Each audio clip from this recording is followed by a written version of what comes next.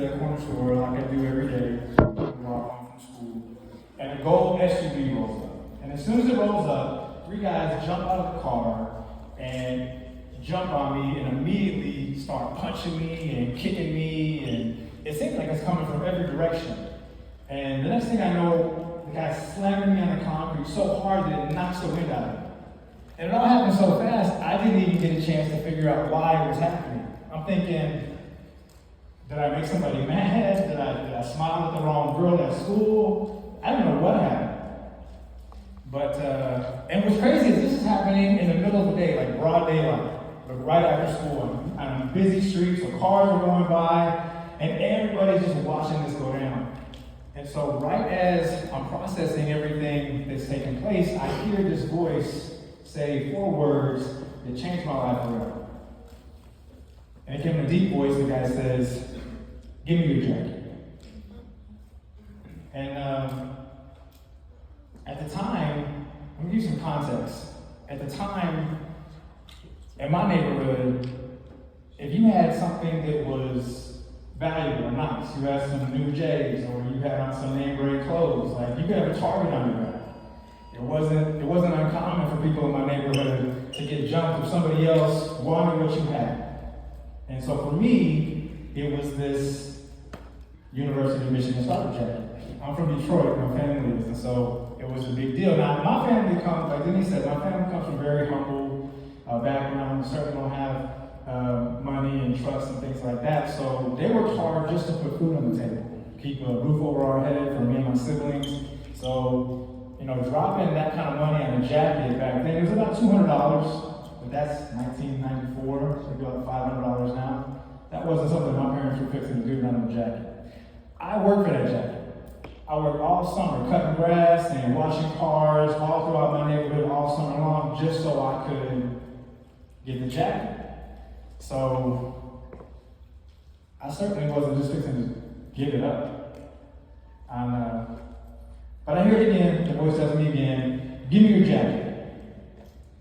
And so at this time, they're holding me on the ground and they're literally trying to rip the jacket off of me. Now the jacket is a pullover. So to get it off, you have to take your arms out. And so I knew right then I had a decision to make. I could either pull my arms out and the beating would stop and the pain would stop and they would take my jacket, or I could cross my arms, which would leave me defenseless from this beatdown I was taking, but I could keep my coat. And so that's when I decided I was going to keep the jacket. As you can see, I still have the coat.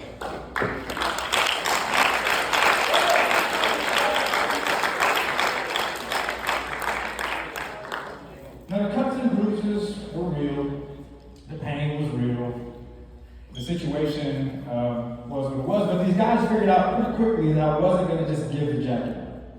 And so eventually they stopped, like most bad things in life. They come and they go. And they stopped and they got back in the car and drove off.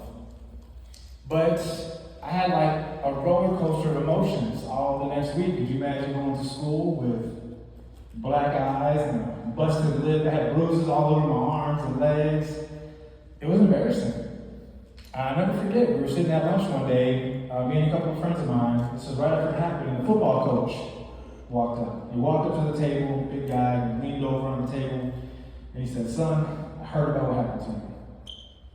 I didn't know if I was like in trouble or what. And he says, "I want you to know that I'm proud of you." And I was thinking to myself, what is this guy talking about? He said, "I heard that you stood your ground against 3 guys. 3 guys much bigger and older than you. That took courage." He said, "I heard that you fought to keep that jacket," because I was wearing it that day. To keep that jacket. He said, "You could have easily just given it to him and all that pain would have stopped, but you showed determination. And that says a lot about your character. I'm proud of you." And you walked off. And I'll never forget, like, in that exact moment, what I thought is just another bad thing in my life, just another terrible day, bad stuff happens in my neighborhood all the time, it wasn't nothing special. the way that he reframed that adversity in my life changed the way that I saw adversity. Not that it makes it everything good, but that there was good that could be pulled out of it if you looked from the right angle. So, I say all that to say that the events that happen in your life, not everything is going to be good. There are going to be some challenges. But the attitude that you have about what happens to you is more important than the actual event. Because you can't control the things that happen to you, but you 100% can control the attitude that you have about what happens to you. So we're talking today about being a straight-A student in life. Right? That's the first A I want to talk to you about, is attitude. So this is the definition they've got for attitude. It says, a settled way of thinking or feeling about someone or something. Typically, it's reflected in a person's behavior, like how you act. Your attitude is basically just your behavior and action. And I love how it starts. It says, a settled way. Like a lot of times, you have a settled way about how you feel about something before an event even happens, before you walk into a room, before circumstances happen. The people in your life, your parents, your family, your friends, have all affected the framework of how you look at things, your attitude. So for me, growing up, I remember there's some things that I picked up, and maybe it's a cultural thing for me. My dad's Hispanic, my mom's Italian, and I can hear him saying them right now. I can hear his voice. It says, you got to work hard for what you want. You got to work hard for what you want, Saul. If you want it, you got to work hard for it. And really all he was saying is don't get outworked. He said, you may not be the smartest person there, you may not have privilege like other people, but you can control 100% your work ethic. So don't be outworked. Another thing he used to say was, don't be a Mexican, don't be a Mexican. And for him, that was his way of saying, don't quit. Like, don't quit. Whatever you're doing, just don't quit. And the blood is thicker than water. It was another thing he used to say a lot. It just meant that, like, family was the number one priority. You know, for my family, for my culture, that was a big deal. Family was number one priority. And the respect is earned. It's all respect is earned. And what he's saying is that how you carry yourself and to be a person of your word matters. Like in every aspect of life.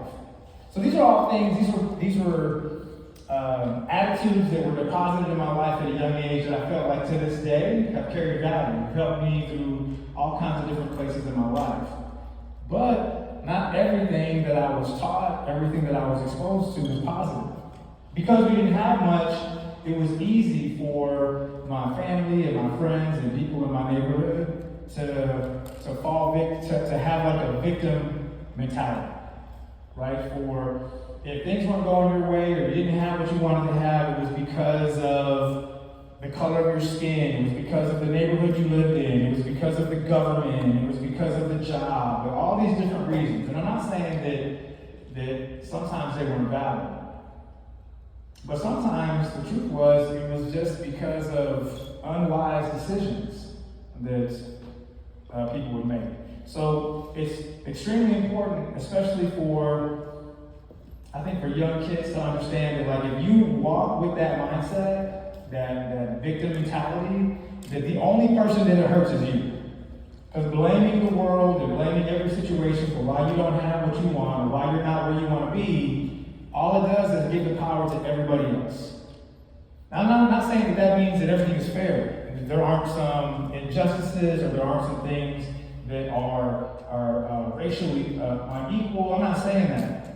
But having a mindset of controlling your attitude changes everything. It changes everything about it. So, not having that victim mentality, what I say is the first part of an attitude that I had to be intentional about, like purging from my heart and from my mind the older that I got. Because when you come from a neighborhood like mine, it's easy to feel that way. It's easy to feel like everybody else has and we don't. Everybody has these kind of cars and we don't. I remember when I was in high school, I would park in the very back of the parking lot. Because I didn't want nobody sitting in my car.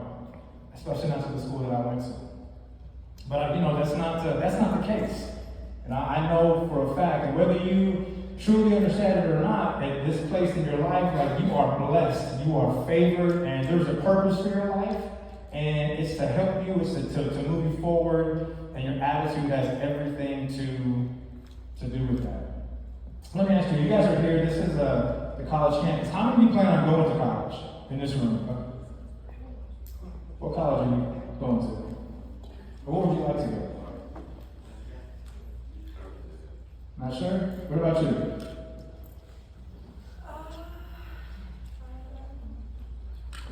Right here?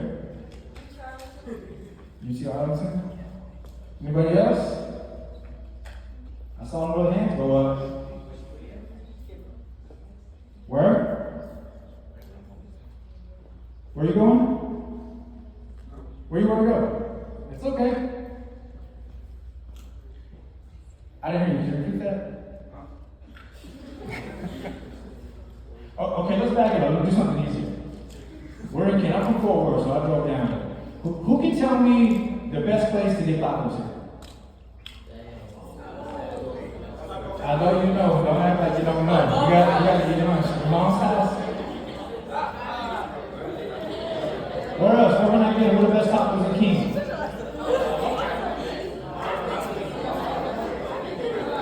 What do you think? Best tacos. What about the best pizza? Where can we get the best pizza in Keene, Texas? Mr. Jim's? Anybody else? Pizza Hut? I like Jeff's. So you said earlier that your mom's house was the best place to get tacos, right? So how far would you drive for your mom's tacos? Drive 30 minutes? Okay. Would you drive an hour? Right. Because you're the best, right? Worth the drive. My mother-in-law was battling cancer, and she was going to different doctors in Fort Worth. And they were all good doctors, but we loved her and we wanted her to get the best care. So we asked, where can we go to find the very best doctor for cancer?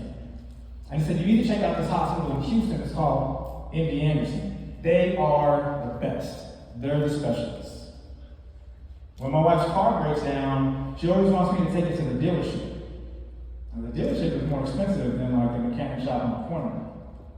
But she said something to me, and it has just always stayed with me. She said, I want to take it to the dealership because they make the car, they specialize in it, and nobody knows how to fix this car better than the people that made it. They are specialists. They're the best at fixing this car. So even though it costs more money, we take it there. Not because we're made out of money, but because my kids' safety, my wife's safety, that's the top priority for me. So I want the best to make sure that the car's safer than to drive when we're on the road. Just like we would drive 5 hours happily back and forth to Houston to go to MD Anderson for my mother-in-law to get the best cancer doctor.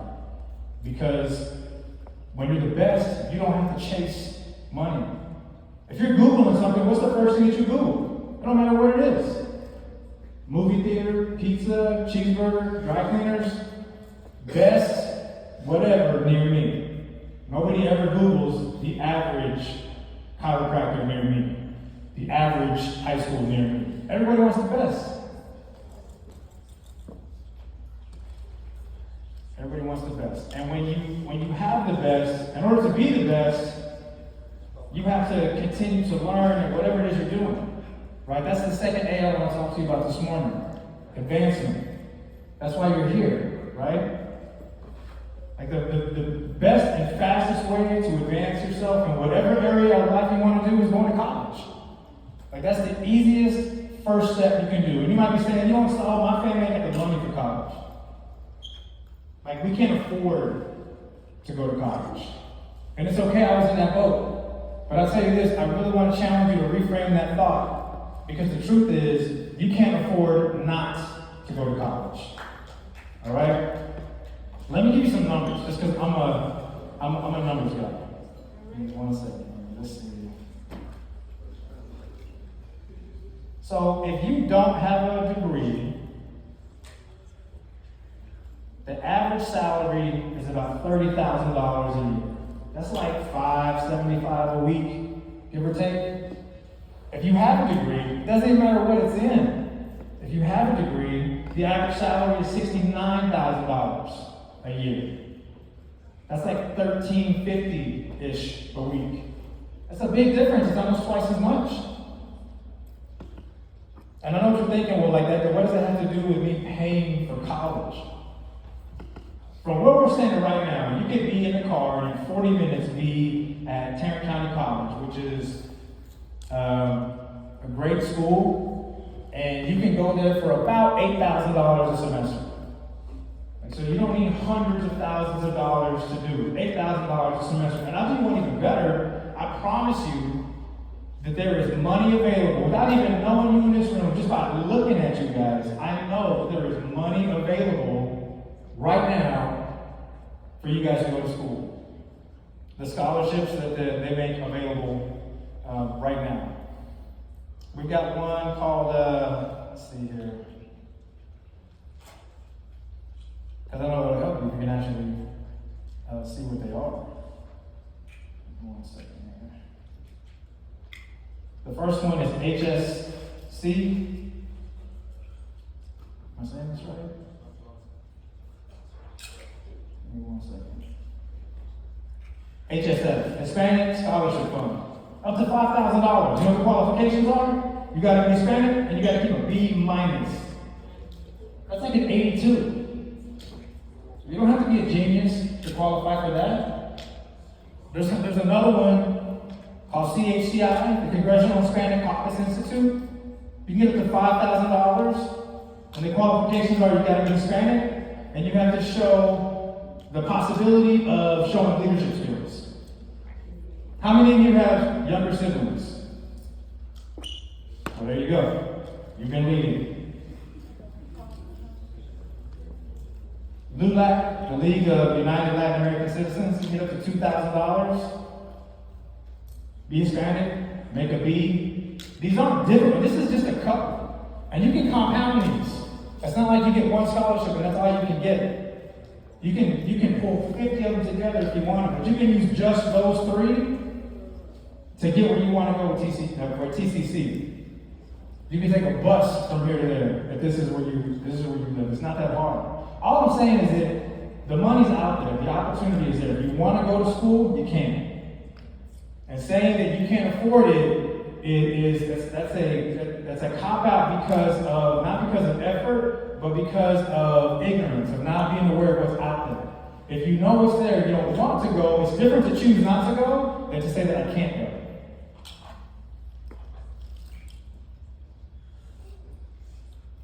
Another thing about schools, I remember it wasn't just money, because I felt like my family taught me how to make money from a young age. Cutting grass, I told you earlier, washing cars, I used to sell baseball cards, anything I could do to make $1. But what I realized is what was taught in higher education was different. I was taught how to earn money. I was never taught how to learn money. And I want you to catch that, because there's a big difference between earning money and learning money. Earning money is like going to get a job, starting a business, investing, something that's going to generate money. Learning money is the skill of using informed information to make decisions.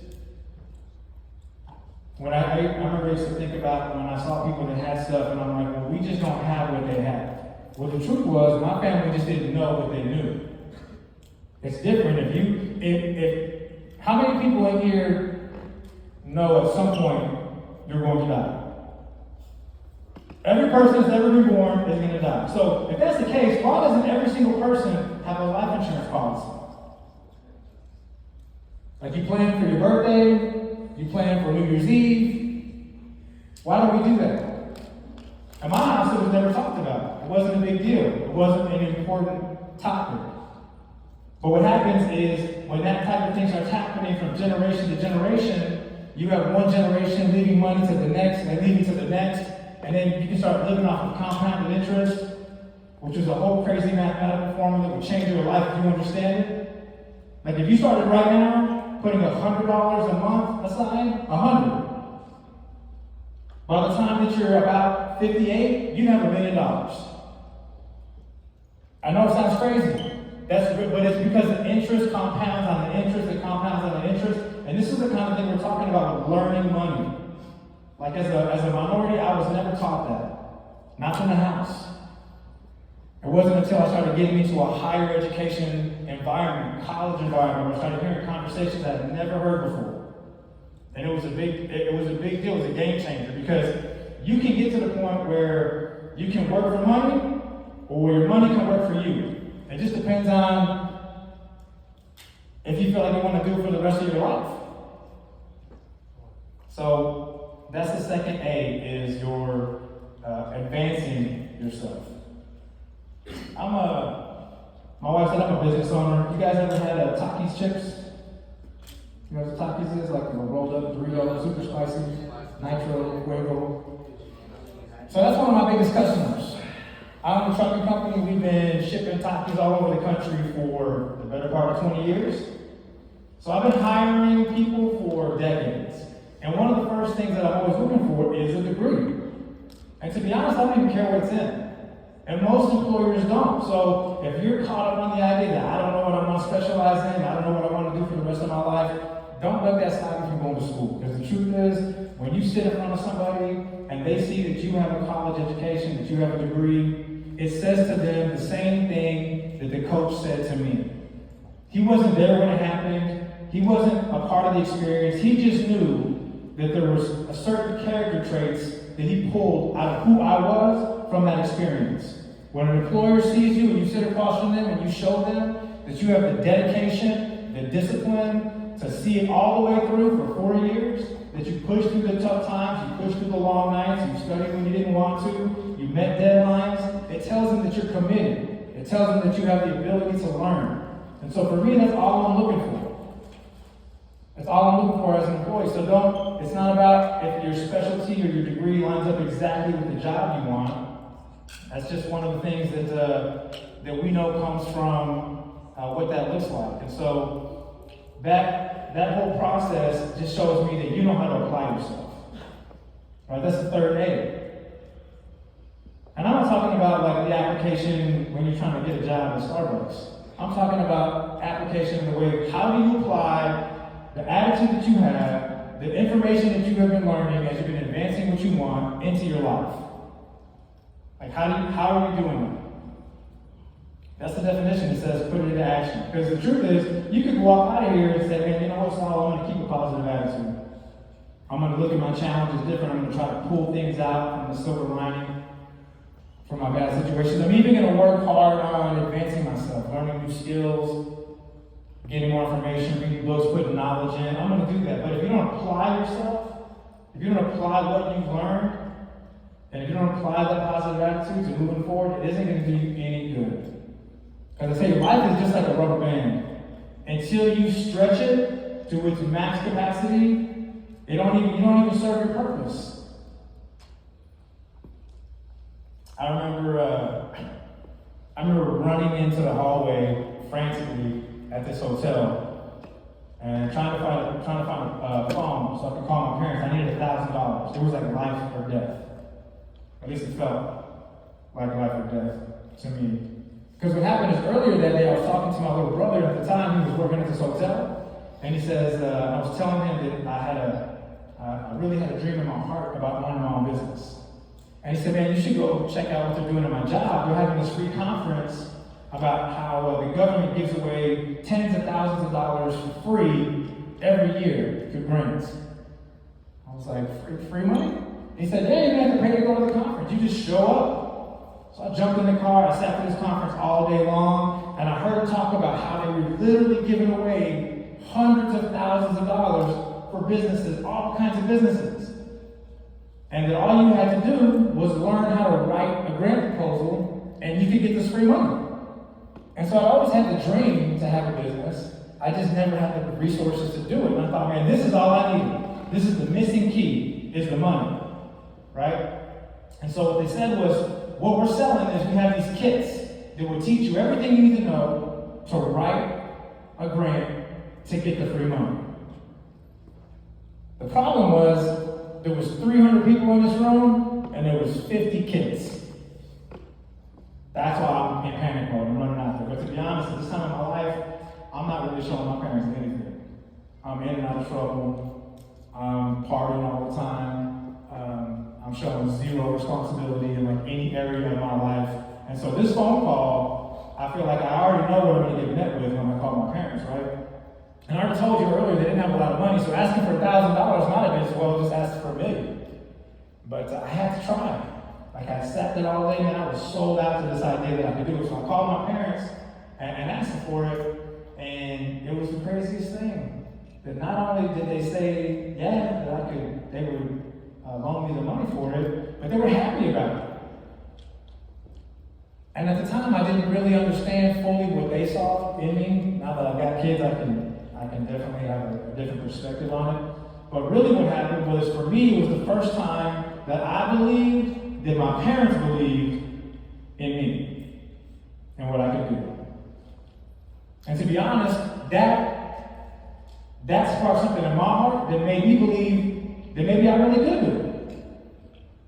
Because the idea of not having the money was what was stunting that belief system. So they believed I could do it. I believed I could do it. I got the kit, man, I was off running.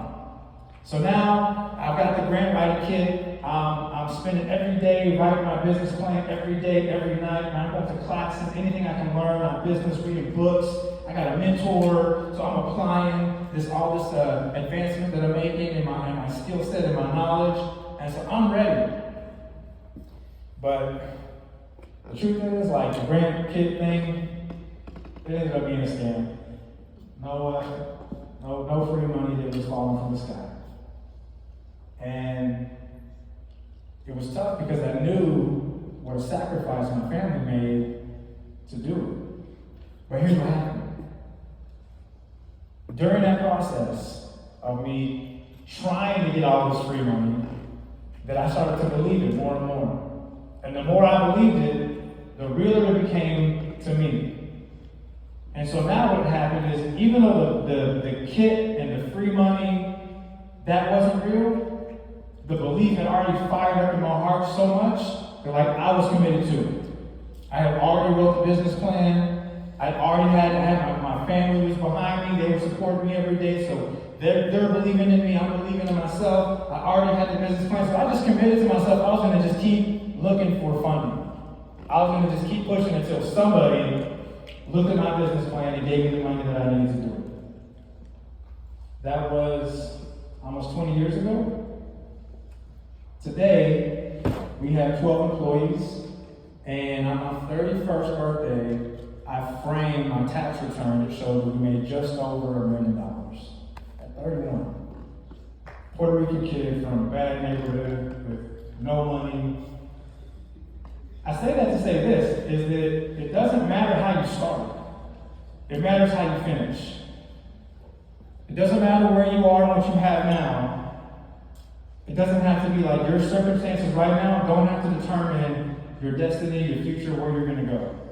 And I'm telling you, like, I'm living proof that it's real. When people talk about the American dream, like if you're willing to go out and get it, and you'll do the things that we talked about today, and just apply, because I mean, I can be anywhere right now. But the truth is, like, it's important for me that you understand this, that you hear it, and for real. Like, I'm not here to push you just to go to college. Like, I want you to know that if you don't like where you're at, if you want a brighter future, if you want more out of life, like, you can get it. It's there. It's real. Like, it wasn't easy to get where we are. It wasn't easy. It didn't come without, like, failure after failure after failure. We had to try and reboot and restart. And we learned along the way, but it's possible. It really is possible to be able to do it. So I want to leave you with just a couple of thoughts before I leave, because at the end of the day, you're going to walk out of here, we're going to have lunch, and whether you heard anything I said or not, or if you take any of these 3 A's we talked about, your attitude, advancing your skill set, applying what you have learned here today, because it's not deep. Don't let society tell you that it's so much more complex or complicated than that. It really boils down to one thing. That's what do you believe? And you got to make a choice. And before you leave here, I want you to make that choice. You don't have to say it out loud to me, but I want you to make that choice for yourself. Because the choices that you make on what you believe will drive your actions. The very next step that you do in life. The first thing I want you to do is to believe in yourself. And that might sound cheesy to you, but if you don't believe in yourself, nobody else is going to believe in you. It starts from the inside out. Believe that you can do it. Know that you can do it. I'm telling you that if it worked for me, it will work for anybody. The second thing I want you to do is to choose to believe that opportunity is for you. Not out there, I mean it's for you. Opportunity has your name on it. It has a set date and a time for you to take it. It's just a matter of whether or not you believe that's true. And the last thing I want to leave you with is just to believe that the future is bright for you. Don't surround yourself with negative people. Don't surround yourself with people that tell you what you can't do, how hard life is, how unfair everything is. Like, the future is bright for you. And you have to make that choice. Because what you believe is going to drive your whole life. Because belief is what turns your dreams into reality. I appreciate you guys' time. My name is Saul.